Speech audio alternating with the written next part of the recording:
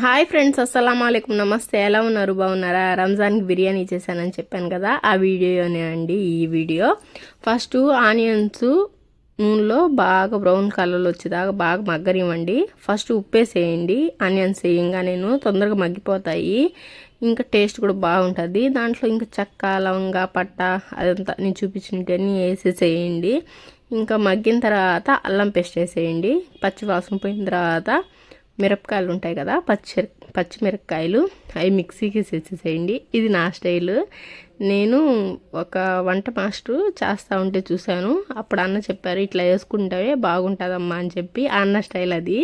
కొంతమంది అట్లాగే పచ్చిమిరపకాయలు వేసేస్తారు, ఎవరిష్టం వాళ్ళది. నేను అప్పటి నుండి అన్న చెప్పినప్పటి నుండి అట్లాగే వేస్తున్నాను. తర్వాత టమాటాలు వేసేసి బాగా టమాటాలకి బాగా గ్రేవీ లాగా వస్తుంది. దాని తర్వాత మిరప్పొడి, గరం మసాలా, ధనియాల పొడి, చికెన్ మసాలా ఇదంతా వేసేయండి. దాని తర్వాత పెరుగు వేసేయండి. నిమ్మకాయ రసం, కొత్తిమీర, పుదీనా వేసేసి ఒక 10 మినిట్స్ తర్వాత వేసేసేయండి. నేను బిర్యానీ స్టార్ట్ చేసేటప్పుడు మొత్తం ప్రిపేర్ చేసేసాను.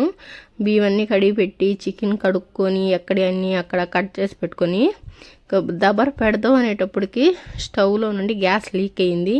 వెళ్ళి మళ్ళీ రిపేర్ చేయించుకొని వచ్చి మళ్ళీ ఇంకా దబర్ పెట్టి స్టార్ట్ చేశాను. కానీ టయానికి చేసేసాను. చూడండి, సగం అయిపోయింది బిర్యానీ ఆడికి. ఇప్పుడు చూపించాను, అంటే దమ్ పెట్టినప్పుడు నేను చూపించలేదు.